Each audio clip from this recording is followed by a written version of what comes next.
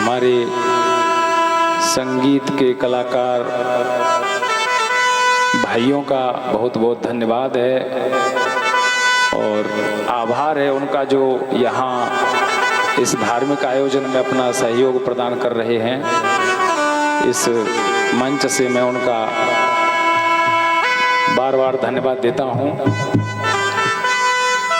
भगवान की विशेष कृपा से आप जो है आज भागवत सत्संग कार्यक्रम के तृतीय दिवस में इस ज्ञान को श्रवण कर रहे हैं। आप सुन रहे थे अभी कि ये संसार और माया वास्तव में सत्य है कि असत्य है, ये आपने अभी बहन जी से सुना। चूंकि एक बात और आप लोगों से रख दें, लोगों के भाव में बहुत विफलता रहती है, क्योंकि आज की जो स्थिति है वो कलयुग की स्थिति है और कलयुग इस समय हर जन जन की बुद्धि पर छाया हुआ है। जिस बहन जी से आप सुन रहे थे अभी, वो कहीं दूसरे गांव की नहीं है, किसी दूसरे क्षेत्र की नहीं है, वो कहीं अपने माता पिता को छोड़ करके हमारे साथ नहीं आई है। वो इसी शरीर की बेटी है और ये उसका बाप है जो आपको बैठ करके सुना रहा है। आप सभी लोग परिचित नहीं होंगे।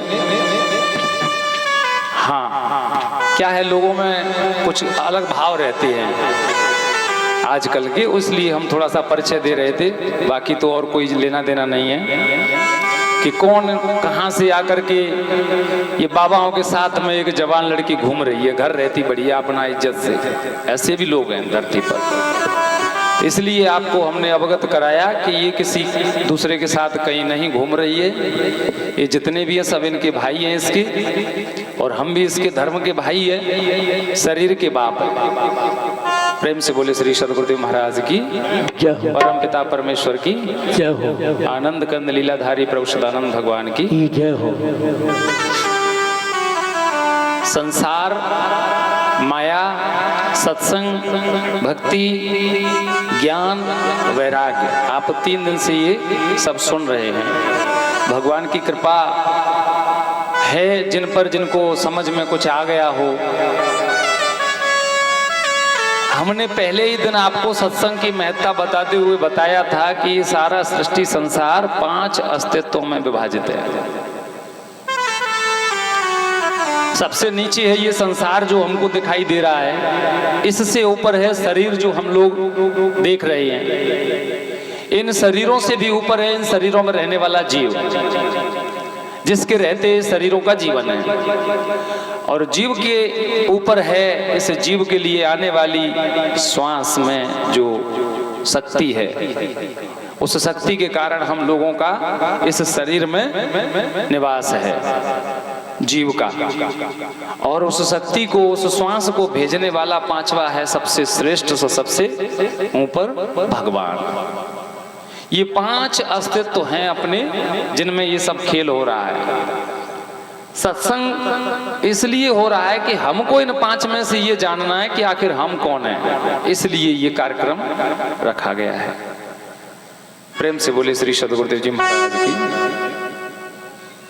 अब 3 दिन का कार्यक्रम आप सुन लिए हैं, तो अब हमको उस तरफ चलना है कि आखिर वास्तव में हम हैं कौन। संसार आपने सुन लिया, संसार मायाकृत है, माया के विषय में सुन लिया कि माया क्या है, एक जादुई खेल है कुछ नहीं, केवल देखने के लिए है, और वो भी हमारे केवल चमड़े की आंखें देख रही हैं, वही माया है। पिछली बार भी कहे थे कि राम जी कहे हैं कि गौ गोचर मन जहां लग जाई, असो सब माया जानो भाई। जहां तक भी हमारी दृष्टि जो कुछ देख पा रही है सब माया ही है। हमको इस माया में फंसना नहीं है, जो अभी बात चल रही थी। नहीं फंसना है तो हमको ये जानना है कि आखिर हम हैं कौन।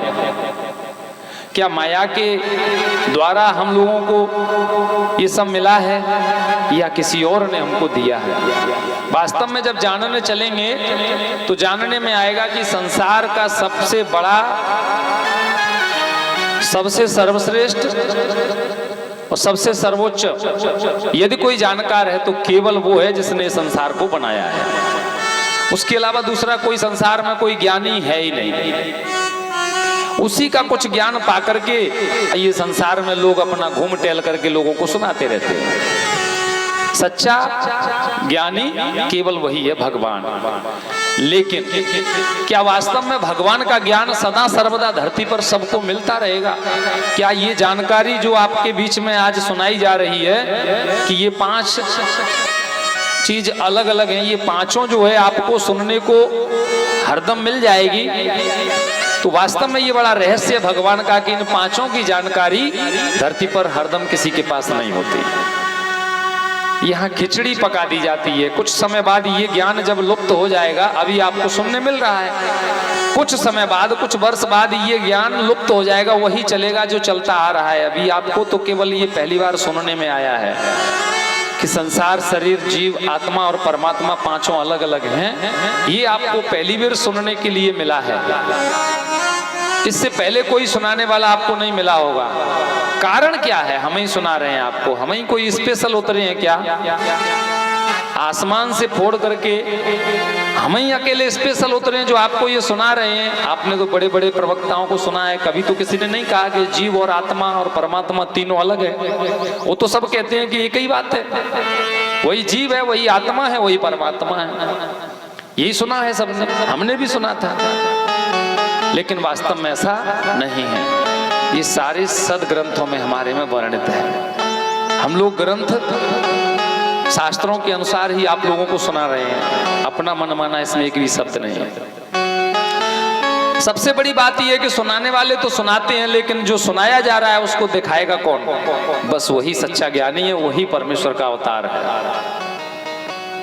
क्योंकि जिसने ये सब पांचों को बनाया है ना, असली में जब आपको वो मिलेगा तो उसके पास इन पांचों की जानकारी अलग अलग दर्शन कराते हुए मिलेगी। यही उसकी पहचान है। बाकी तो सब सुनाएंगे, कुछ पांचों को एक ही बताएंगे, कुछ अलग अलग 3 को बताएंगे, तो कोई एक अलग बताएगा।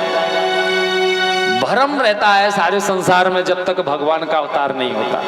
ये बातें आपको इसलिए सुनने नहीं मिल रही हैं कि हम लोग मथुरा काशी पढ़ करके सुना रहे हैं। ये बातें आपको इसलिए नहीं मिल रही हैं कि हम लोगों की बड़ी भाई पूर्व की तपस्या है जिससे हमको ये ज्ञान मिल गया। या ये बातें आपको इसलिए नहीं मिल रही हैं कि हमारे पूर्वज बहुत बड़े विद्वान थे तो उन्होंने हमको सिखा दिया। ये बातें आपको इसलिए मिल रही हैं कि भगवान का अवतार हुआ है, हमने उनको जाना है, इसलिए वो बातें हमको मिली। ये विषय आएगा। अपन बात चल रही है अपनी कि हम कौन हैं और हम कहाँ हैं। तो इस समय हम कहाँ हैं? हम आप सब शरीर में हैं। शरीर से अलग जो होता है वही हम हैं। ये मानव शरीर भी अपने आप में इतनी बड़ी पूंजी है हमारे लिए। एक छोटे से 15 दिन के गरीब से गरीब किसी बालक का यदि शरीर यदि किसी उसके माता पिता से कह दिया जाए कि 10 करोड़ दूंगा इस शरीर को जो है मेरे सामने काट दे, तो नहीं काट सकता। और आप 15 करोड़ में किसी का बालक मांग लीजिए कि हमारे पास बच्चा नहीं है, 15 करोड़ दूंगा मुझे बच्चा दे दो, तो कोई माता पिता नहीं है जो आपको 15 दिन का बालक भी दे दे। इस शरीर की कीमत का इस संसार में, पूरे सृष्टि में कोई नहीं है, केवल और केवल भगवान है। इस जो शरीर हम लोग पाए हैं, हम लोग मनुष्य हैं। हम लोग कौन है? मनुष्य हैं, इंसान हैं, व्यक्ति हैं। हम कोई पशु पक्षी नहीं है। और ये इंसान का चोला हमको इसलिए नहीं मिला कि वही पशु पक्षियों की तरह हम लोग जीवन जीते रहे, इसलिए मिला कि आप अपने को जाने और अपनों को जाने, वास्तव में सच्चा हमारा कौन है उसको जाने और अपने जीवन को उस दिशा में ले जाएं जिस दिशा में आपका कल्याण हो, जिस दिशा में आपका फायदा हो, जिस दिशा में आपका लाभ हो, उस दिशा में जीवन को ले जाएं। मान लीजिए ये मानव शरीर जो है 10 इंद्रियां, 5 ज्ञानेंद्री, 5 कर्मेंद्रियों से युक्त एक मन, बुद्धि, इनसे युक्त ये जो मानव शरीर है हम लोग के पास, जो ऐसा समझ लीजिए जैसे 10 घोड़ों का कोई रथ है। रथ ये हमको रथ मिला है और दिया है भगवान ने। इस रथ में सवार हम बैठे हुए हैं, इस रथ में सवार हम बैठे हुए हैं। हम आप सब जीव हो, हम जीव हैं, ना कोई स्त्री है ना कोई पुरुष है। ये तो केवल गुड्डा गुड्डी बना करके भगवान ने जीव डाल दिया है। जीव ना तो स्त्री होता है ना पुरुष होता है। जब जीव देखेंगे, अजीब जब दिखाई देगा तो आपको अपने में और दूसरों में भेद नजर नहीं आएगा। ये भेद इसलिए भगवान ने बनाया क्योंकि दो से मिलकर के दुनिया बनाई है, दो से। इस संसार में हर वस्तु दो है, इसलिए पुरुष का पुतला बनाया तो स्त्री का भी बना दिया। लाइट में अर्थ बना है, करंट भी बना है, तब काम चलेगा। झूठ बनाया है, सत्य भी बनाया है इस दुनिया में। मतलब जहां भी देखेंगे तो दो से मिलकर के दुनिया बनी है, लेकिन बनाने वाला वो इन दोनों में से एक भी नहीं है। इन दो में हम आप हैं, इसलिए हम लोगों के लिए दुविधा है कि आखिर हम हैं कौन। वो जो बनाया है जिसने, वो तो जानता है कि मैं कौन हूं और तुम कौन हो और ये जो क्या है।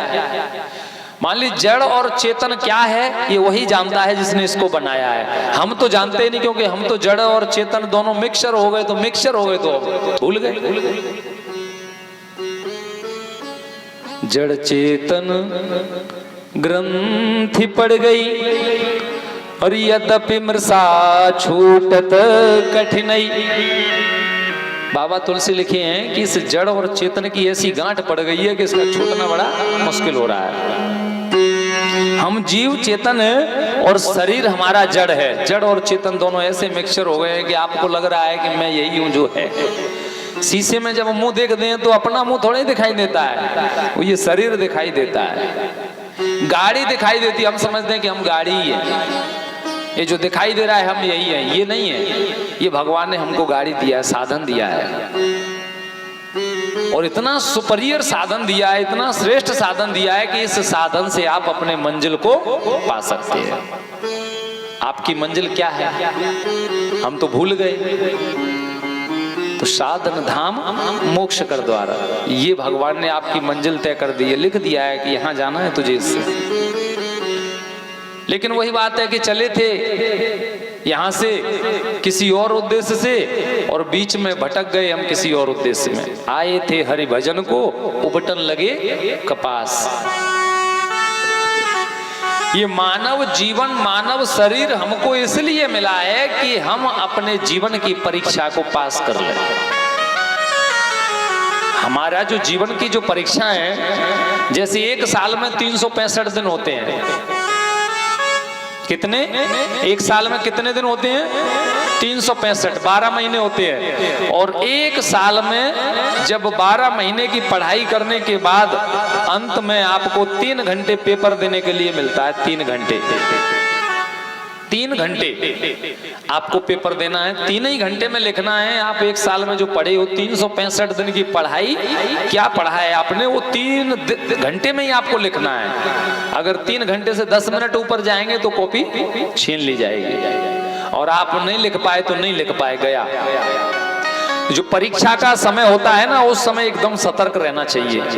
और जो छात्र परीक्षा के समय पर सतर्क रहते हैं अक्सर वही पास होते हैं। आज जो लोग चौराहे पर जाकर के गुटखा बीड़ी और तमाकू हुक्का जो है सुट्टा मारते हैं ना, कहते हैं हम खूब पढ़े हैं, 2 मिनट लगेंगे पेपर करने में, ऐसे लोग फेल हो जाते हैं। ओवर कॉन्फिडेंस, ऐसे नहीं होना चाहिए। अरे हम देख लेंगे, अबे क्या है, अभी तो बहुत लंबा जीवन है। तो बात चल रही थी मानव जीवन की। मनुष्य शरीर जो है 10 घोड़ों का रथ आपको परमेश्वर ने दिया है, हम आपको। अब आप सोच लीजिए कि 10 घोड़ा जिस रथ में लगे हों और एक घोड़ा खींच रहा है इधर, एक घोड़ा खींच रहा है इधर, एक खींच रहा है उधर। 10 घोड़ा आपके जब उस रथ को 10 दिशाओं में खींचेंगे तो उस रथ का क्या होगा, सोचिए जरा। उस रथ का क्या होगा? जिस रथ के 10 घोड़ा हैं और 10 घोड़ा अपने अपने अनुसार खींच रहे हैं मनमाना, रथ को जाना है एक रास्ते पर, और एक घोड़ा अपना खींच रहा है, दूसरा अपना खींच रहा है, तीसरा अपना ताकत लगा रहा है। 10 दिशाओं में यदि घोड़े खींचेंगे तो उस रथ का क्या होगा? रथ जा करके गड्ढे में गिरेगा और रथ में सवार जो बैठा है ना वो भी गड्ढे में गिरेगा और जीवन लीला समाप्त हो जाएगी। सिवाय घाटे की सौदा के और कोई सौदा उसमें नहीं बचेगी। ठीक यही हाल हमारे इस मनुष्य शरीर का है। इसमें भी भगवान ने 10 घोड़े लगा दिए। 5 घोड़ा है कर्म के और 5 घोड़ा है आपके ज्ञान के। कर्म इंद्रिय और ज्ञान इंद्रिय 5-5 आपको 10 घोड़ा भगवान जी ने शरीर में डाल दिए। अब आपकी जो इंद्रियां हैं, इस रथ की जो इंद्रियां हैं, आंख तो अपने अनुसार देखना चाह रही है, कान अपने अनुसार सुनना चाह रहे हैं। सत्संग अच्छा नहीं लगता, कहीं गाना बजाना होता तो ठीक था। कान अपने अनुसार सुनना चाह रहे हैं। और ये रसना जीव जो है अपने अनुसार स्वाद लेना चाहती है। ना ना ना, ये बीड़ी अच्छी नहीं लगती है, वो तो हम पीते हैं वही सही है। सुनते रहते हैं हम तो अक्सर, बीड़ी में भी अलग स्वाद है, हमने तो पी नहीं है। ये रसना जीव भी आपका अलग खींच रही है आपको।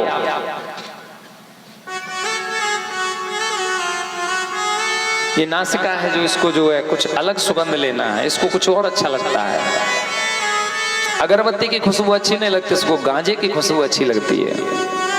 ये इंद्रियां आपको अपने अपने अनुसार खींच रही हैं, आपके इस घोड़े को अपने अपने अनुसार खींच रही हैं। और ये घोड़ा आपका, ये रथ आपका उन जब 10 घोड़ों के अनुसार जब खींचेगा तो सारा तहस नहस होकर के धड़ाम से गिर जाएगा। वही हाल हम लोगों का हो रहा है। इस रथ में भगवान ने 3 आपको सारथी दिए थे। 3 आप बैठे हो उस रथ में, आप उस रथ में सवारी करने के लिए बैठे हो, लेकिन चलाने के लिए भगवान ने 3 सारथी दिए थे इस रथ को चलाने के लिए। एक सारथी इसका ड्राइवर है मन, और दूसरा इसका ड्राइवर है बुद्धि, और तीसरा इसका ड्राइवर है विवेक। कितने ड्राइवर हैं इस रथ में? जैसे ट्रेन चलती है ना तो उनके ड्राइवर अलग अलग रहते हैं। एक ड्राइवर 24 घंटे में से 10 घंटे चला के उतर जाएगा, वो भी सोएगा खाएगा पिएगा, तो दूसरा ड्राइवर चढ़ जाएगा। भगवान ने भी इस रथ में जो 3 ड्राइवर बिठा दिए सारथी। अब उसको कह दिया बैठने वाले को कि इसमें से मन और बुद्धि जो है ना, ये अपने अपने हिसाब से चलाने वाले, और विवेक अपने हिसाब से चलाने वाला है। और यदि आपने मन को अपना रथ सौंप दिया तो मन आपको जो है विनाश की तरफ ले जाएगा। मन और बुद्धि से यदि आपने रथ को चलवाया तो बुद्धि आपको अच्छे कार्यों में लगाएगी, आपका विनाश नहीं होने देगी। मन को यदि दे दिया ये रथ तो मन जो है इससे पाप को कर्म कराएगा शरीर से। ये बात कर रहा है जीवात्मा परमात्मा से, और परमात्मा इसको सिखा करके समझा करके भेज रहा है साधन दे करके। होता क्या है कि हम जो है 3 ड्राइवर जो दिए उनको तीनों में से तीनों को भूल गए और मन के अनुसार उसको सौंप दिया अपने रथ को। मन के विषय में बताया कि ये पाप को कर्म में लगाएगा, आपसे गलत कार्य कराएगा, इसके अनुसार यदि आप शरीर चलाएंगे तो, और आपको नरक ले जाएगा। भगवान तो बहुत दूर की बात रही, आप वापस मेरे यहाँ नहीं आ पाओगे, आपको नरक में डाल देगा। 84 का चक्र बार बार झेलते रहिए, जन्म और मृत्यु। यदि आपने बुद्धि को अपना ड्राइवर बनाया शरीर का, तो बुद्धि आपसे गलत नहीं होने देगी, सुकर्म कराएगी। वो आपसे कुकर्म नहीं होने देगी, बुद्धि आपसे सुकर्म कराएगी। और जब सुकर्म कराएगी तो आपको नरक नहीं भेजेगी, आपको स्वर्ग भेज देगी। तो स्वर्ग में आपको दुख कष्ट नहीं है, लेकिन बोल दिया कि इस बुद्धि से भी कम काम लेना, जब जरूरत पड़े तब। मन से तो लेना ही मत, लेकिन बुद्धि से भी कभी कभी काम लेना जब आवश्यकता लगे तब। आपको अपने इस रथ का ड्राइवर हमेशा ही विवेक को बिठाना है। विवेक क्या करेगा? तो इस रथ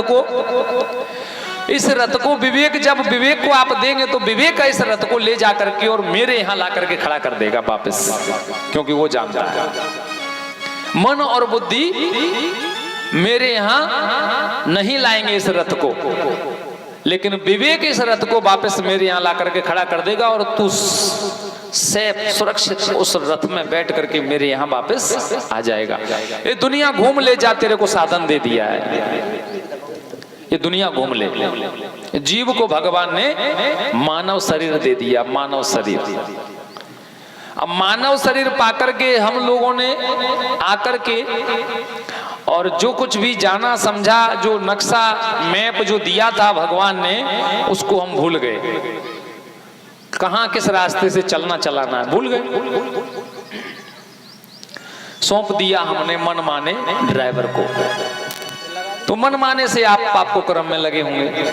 आपसे जो भी कुछ गलत होता है, जो भी पाप को कर्म होता है, समझ लीजिए मन के द्वारा होता है, नहीं तो आप पाप करेंगे ही नहीं। कहते हैं कि एक मन तो कह रहा है कि चला जाऊं सत्संग में, लेकिन दूसरा मन कह रहा है कि अभी ये काम है, बाद में देखूंगा। तो आपको सोचना चाहिए, समझना चाहिए कि मन दो नहीं होते, मन तो एक ही है। एक बुद्धि है और एक मन है। मन आपको जहां ले जा रहा है तो आपका वहां भला होने वाला नहीं है, बुद्धि जहां ले जा रही है तो वहां आपका भला होने वाला है। ये आपको सोचना है, ये बात को तौलना है कि कहां मेरा भला है। बुद्धिमान व्यक्ति को हमेशा प्रतिष्ठा मिलती है, सम्मान मिलता है समाज में। मनमाने को तो कोई बैठने भी नहीं देता। चल मनमाना बैठता है तो बैठने का भी ढंग नहीं है। सही है कि गलत है? मन माना तो हमेशा ही वर्जित है। मन माना किसी को अच्छा नहीं लगता। आपका बेटा ही मन माना चलेगा तो अच्छा नहीं लगेगा, जो आपके अनुसार चलेगा वो अच्छा लगेगा। तो प्रतिष्ठा मिलती है, बड़ाई मिलती है। सज्जन भी वही कहा जाता है समाज में जो बुद्धिमान होता है। लोग शिकायत भी करेंगे तो कहेंगे कि उससे मत कहना, वो तो कहते ही पता नहीं क्या गाली देने लगेगा। उनका जो बड़ा भाई है ना, वो बहुत बुद्धिमान है, वो सोच विचार के बात करता है, जाकर के उससे कह देना। ये तो हमको देखने को मिलता है। तो मन और बुद्धि हमसे कुकर्म और सुकर्म कराएंगे, जान लीजिए आप। बुद्धि आपसे सुकर्म कराएगी और मन आपसे कुकर्म कराएगा। लेकिन विवेक क्या करेगा? आपसे कर्म होने ही नहीं देगा। विवेक आपसे कर्म होने ही नहीं देगा। विवेक आपसे आपको धर्म में लगा देगा। और कर्म जब तक रहता है तब तक फल बनता है। कर्म चाहे अच्छा हो या चाहे बुरा हो, कर्म दोनों यदि आप कर रहे हो, अच्छा भी कर रहे हो, उसका भी फल बन रहा है। और फल बनेगा तो भोगना पड़ेगा, अच्छे का भी भोगना पड़ता है। एक कुत्ता जो है 50 लाख की गाड़ी में और कपड़ा पहन करके बड़े शान से, उसके बगल में सेब रखी हैं, केला रखे हैं और जो है अपना बिस्कुट रखे हैं। एक कुत्ता गली में घूम रहा है और बेचारा किसी का नुकसान भी नहीं कर रहा है, फिर भी डंडा खा रहा है। ये क्यों? क्योंकि वो बुद्धिमानी से जीवन जिया था, उसने कोई पाप को कर्म नहीं किया था। योनि तो मिलेगी, 84 लाख योनियों में तो जीव को जन्म और मृत्यु की यातना सहन करनी पड़ेगी, लेकिन उससे कम। किससे? मन माने वाले से। पाप को कर्म करने वाले से आपको कम कष्ट होगा किसी भी योनि में। कुत्ता भी बनेंगे तो VIP गाड़ी में घूम रहे हैं। एक भैंस है, उसके ऊपर पंखा लगा है, नीचे कूलर लगा है, मच्छरदानी अलग टंगी है और रोज नहलाई जाती है साबुन से, सर्फ से, शैम्पू से। ऐसे भी भैंस हैं। एक भैंस ऐसी है कि वो दिन रात में ऐसे आदमी के पास पड़ गई है बेचारी कि पानी एक बार मिल जाए तो ठीक है, नहीं तो वो अपना पौआ लगाए के नहीं अपने देख लिए तो अपने काम। वो भी भैंस है। ये उसका खुद का भाग्य है, भाव उसका जो है काम किया था। तो हम ही आप सब जाते हैं, ये अलग से कोई फैक्ट्री नहीं है, हम ही आप जीव है। बात चल रही थी कि हमको मानव शरीर परीक्षा के लिए मिला है। ये परीक्षा चल रही है हम लोगों की इस मानव शरीर में। आज जो सो गया वो खो गया। सब लोग जाग करके सुनेंगे किन्हीं किन्हीं की आंखें बंद हो रही हैं। हमारी निगाह सब पे रहती है। प्रेम से बोले श्री सद्गुरुदेव महाराज की जय हो, परम पिता परमेश्वर की जय हो। 3 घंटे हमको आंख खोल करके, कान खोल करके, बुद्धि लगा करके पेपर देना है। जो कुछ साल भर की पढ़ाई है ना, उससे बचना है कि हम फेल ना हो जाएं। यदि आप 3 घंटे में लिख दिए तो पेपर में पास हो जाओगे, तो आपके 365 दिन सफल हो गए जो आपने मेहनत करी। और यदि फेल हो गए, नहीं लिख पाए, फेल हो गए, 3 घंटे में नहीं लिख पाए पेपर में, अगर हम नहीं लिख पाए तो फेल हो गए, तो क्या होगा? आगे का तो 365 दिन खत्म होगा ही, पीछे दोबारा से फिर पढ़ना पड़ेगा। तो 84 लाख में से 83,99,999 योनियों में हम लोग जन्म मृत्यु जन्म मृत्यु जन्म मृत्यु, एक बार नहीं, ये तो एक सर्किल है 84 की। 84 लाख तो एक सर्किल है। एक बार जीव मानव शरीर छोड़ करके किसी योनि में चला गया तो उसको 84 लाख बार सर्किल में घूम करके तब मानव शरीर मिलेगा। ये भगवान का विधान है।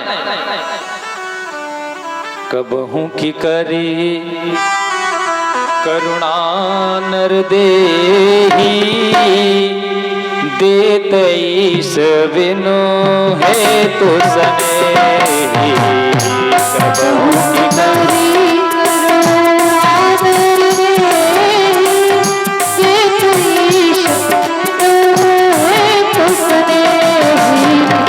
कबहू की करी करुणा नर देही, देत ईश बिनु हेतु सनेही।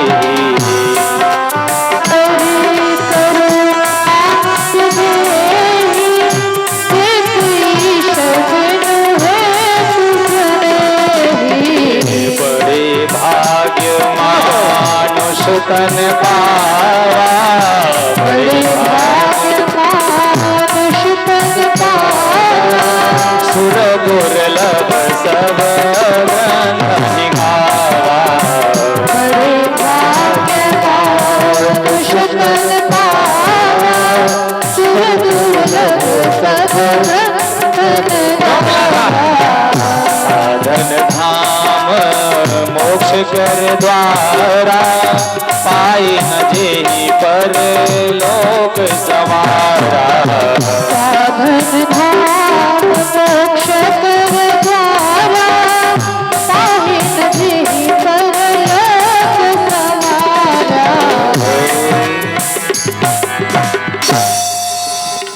कबहू की कर करुणा नर देहि, भगवान कृपा करता है 84 लाख बार। जब जन्म मृत्यु जन्म मृत्यु जन्म मृत्यु भोग करके हम लोगों को माया ले जाकर के परमेश्वर के समक्ष खड़ा कर देती है कि प्रभु पूरा चक्कर लगा के आया है, अब तो कृपा कर दो, इस पर हो जाए तो हो गया पूरा चक्कर इसका।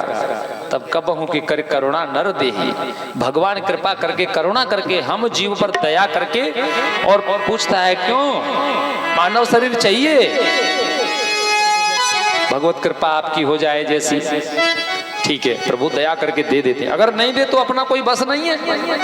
अगर भगवान नहीं दे तो अपना इसमें कोई बस नहीं है, क्योंकि देत ही सब बिनु हेतु सनेही, भगवान आप ही के हित के लिए देता है, उसका इसमें कोई लाभ नहीं है।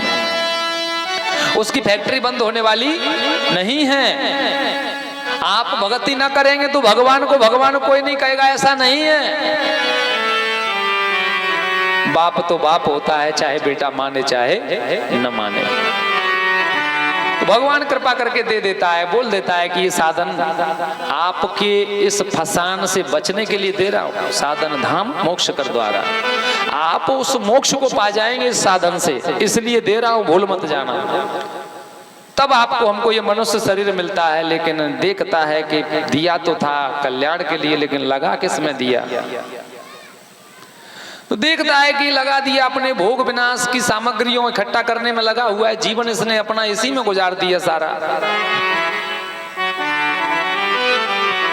मिला था भगवान को पाने के लिए, मिला था अपने कल्याण को पाने के लिए, मिला था मुक्त होने के लिए, लेकिन ये तो सब भरम भटक गया, ये तो मार्ग ही भटक गया। भगवान जी भी हंसता है देख करके ऐसे मूढ़ों को, जो भगवान से ही विमुख होकर के संसारी बन करके और जीवन जी रहे हैं, खींच रहे हैं अपना जीवन को। तो भगवान भी हंसता है। अजब तेरी कुदरत गजब तेरा खेल, अजब तेरी कुदरत गजब तेरा खेल, छछूंदर के सर में चमेली का। भगवान कहता है इसको नहीं देना था, ये तो छछूंदर है, इसके सर में चमेली का तेल लगा दिया, इसको बाबरा पता ही नहीं है इसको कि क्या मिला है इसको। हित अनहित पशु पक्षी हो जाना, हित अनहित पशु पक्षी हो जाना, मानव तन गुण ज्ञान निधाना। हित अनहित पशु पक्षी हो जाना, मानव तन गुण ज्ञान निधाना।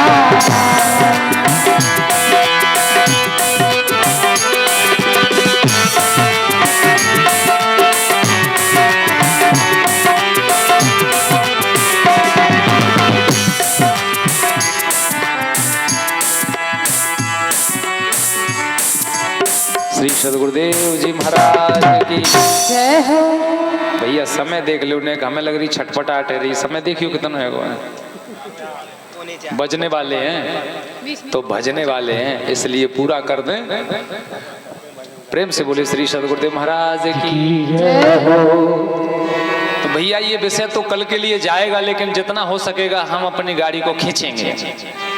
भगवान ने मानव शरीर को दिया, ये 5 तत्व से बना हुआ है, आकाश, वायु, अग्नि, जल और थल। इसमें 5 तत्वों से मिलकर के ये शरीर बना है, और ये पूर्णतया जड़ है। जड़ माने इसमें कोई क्रियाशीलता नहीं है। यदि जीव शरीर छोड़ दे तो डेड बॉडी, मिट्टी है, मुर्दा है, मात्र इसका यही अस्तित्व है। इसीलिए तुलसी बाबा ने लिखा भी है,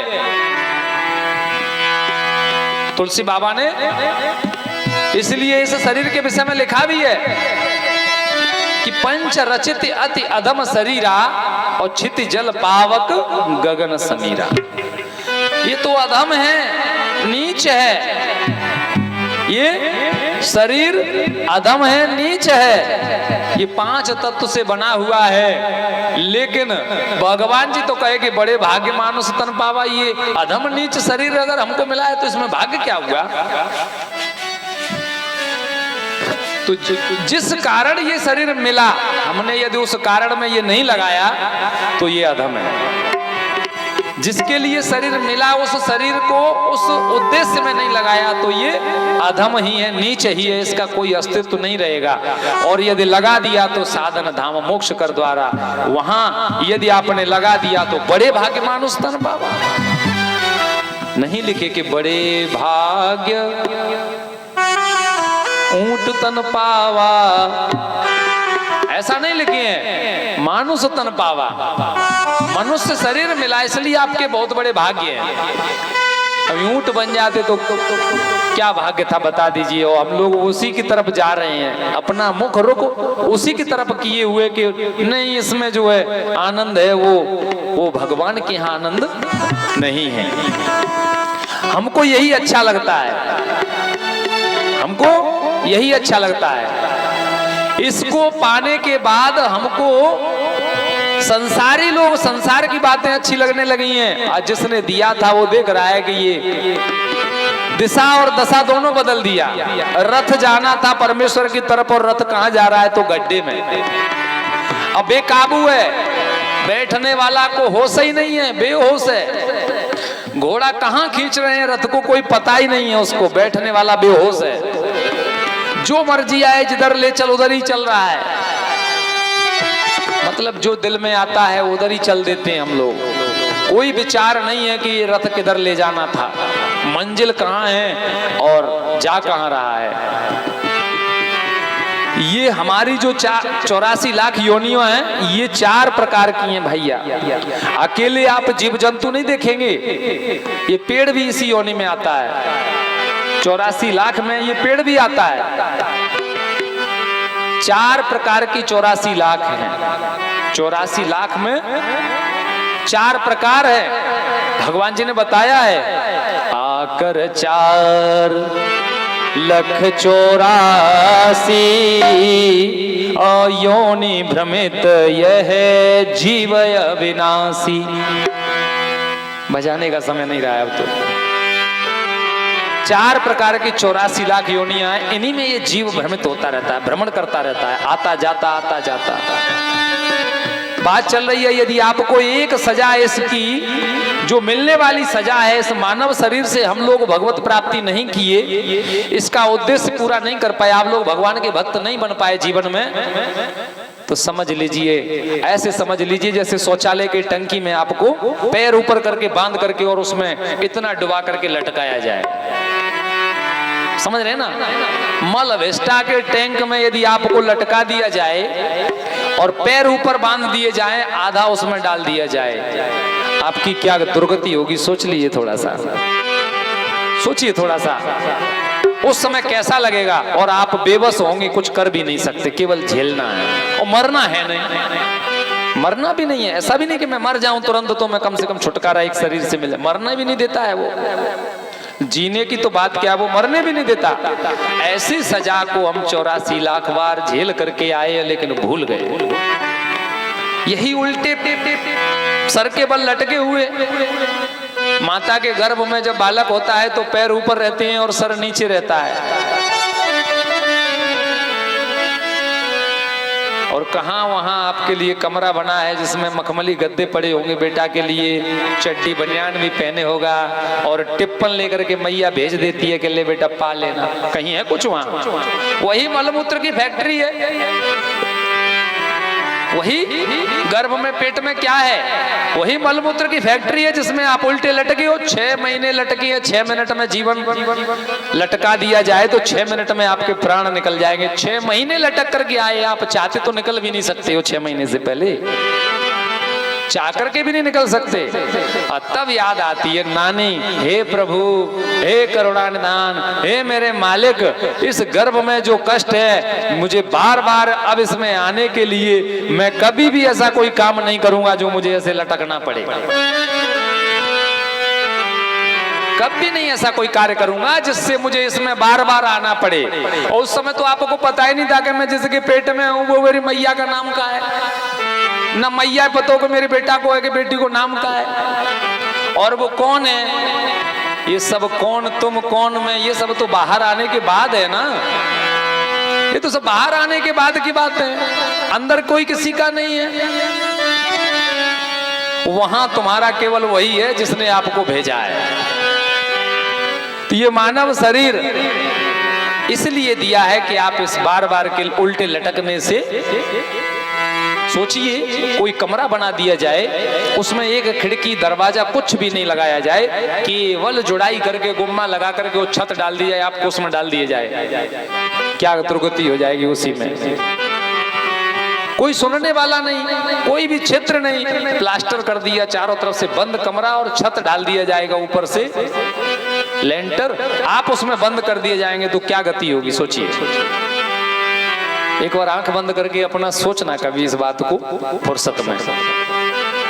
और ये भी यो एक जेर की झिल्ली में लिपटा हुआ, पेट में जेर की झिल्ली में लिपटा हुआ, उल्टा लटका है, ना तो हाथ फड़फड़ा पा रहा है, ना पैर चला पा रहा है, ना तो आपके अपनी माता को बुला पा रहा है कि मैया मैं उल्टा हूं, मुझे सीधा कर दे। वहां कोई सुनने वाला नहीं है। भगवान ये सब जानता है, हम आप तो ना शुक्र हैं, भूल गए सब। वो जानता है इस बात को कि इसको तड़पण भी कितनी होती है, क्योंकि बेटा तो उसी का है ना। बाप को कष्ट जरूर होता है यदि उसका बेटा उसकी नहीं मानेगा, तो कष्ट तो होता है, लेकिन अब मजबूर है, क्या करेगा।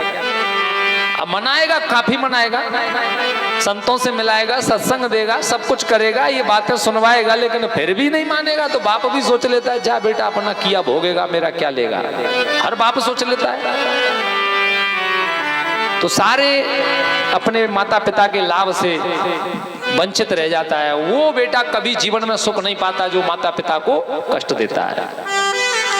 आप अपने माता पिता को एक रोटी दे करके एक ही टाइम खुश रख सकते हो। कैसे?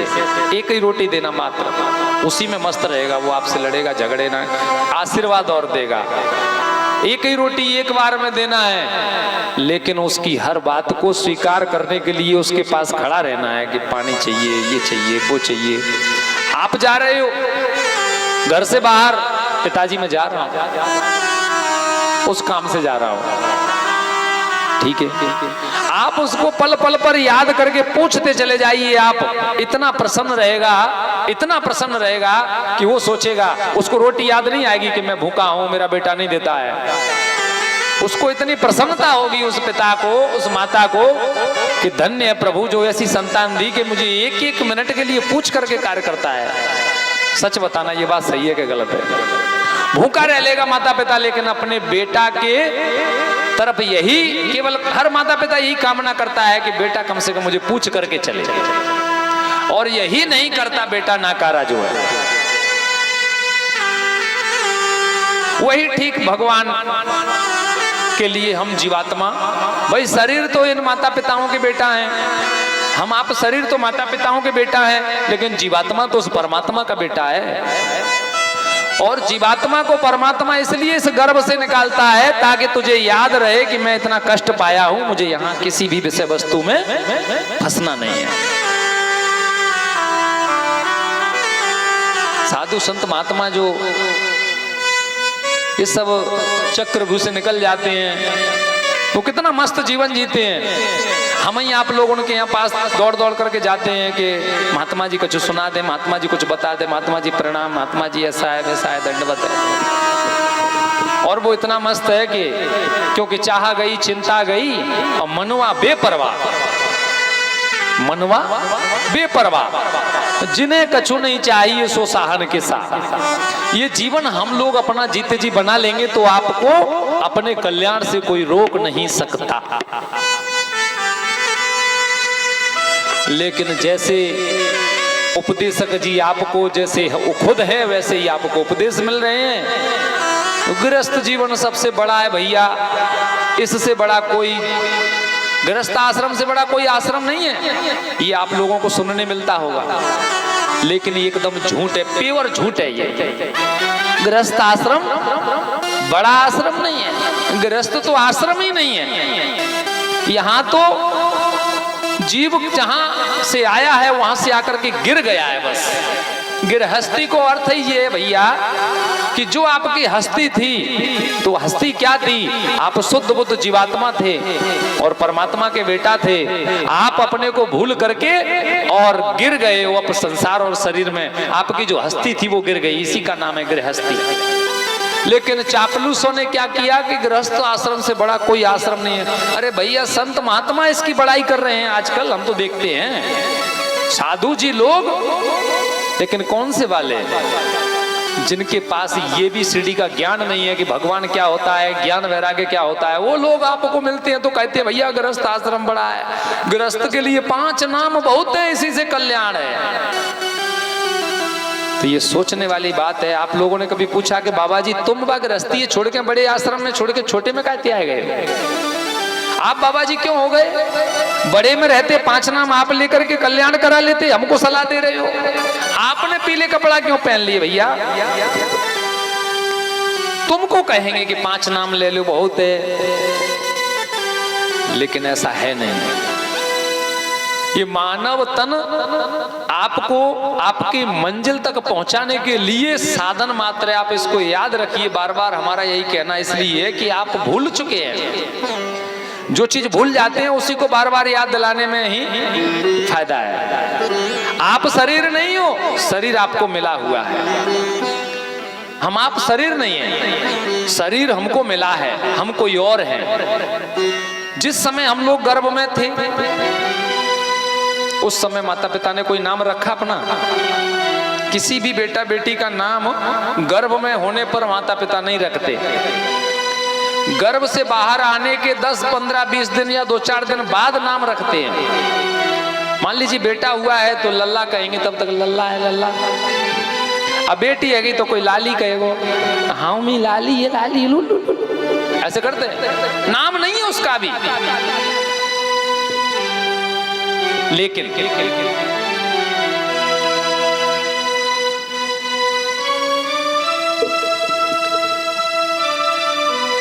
उस बीच में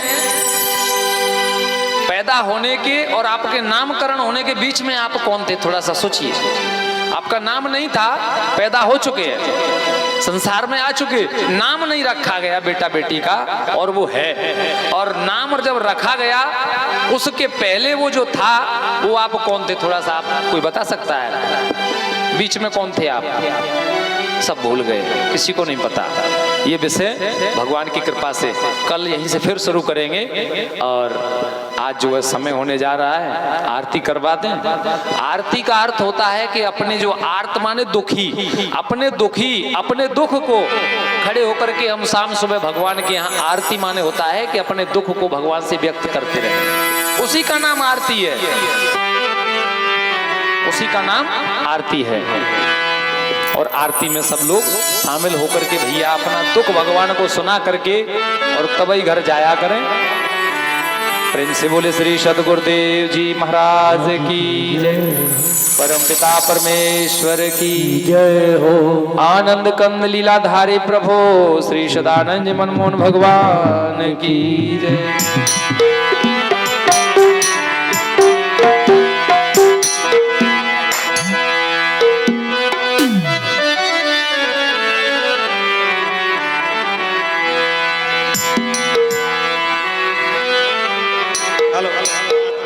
भैया एक चीज और हमें यहाँ देखने को मिली है कि लोग कहते हैं कि हम नहाए नहीं है इसलिए आरती में नहीं जाएंगे। आज जो कोई नहाएगो नहीं तो भगवान वाय श्वास देव बंद कर देंगे कल से, समझ रहे हैं ना?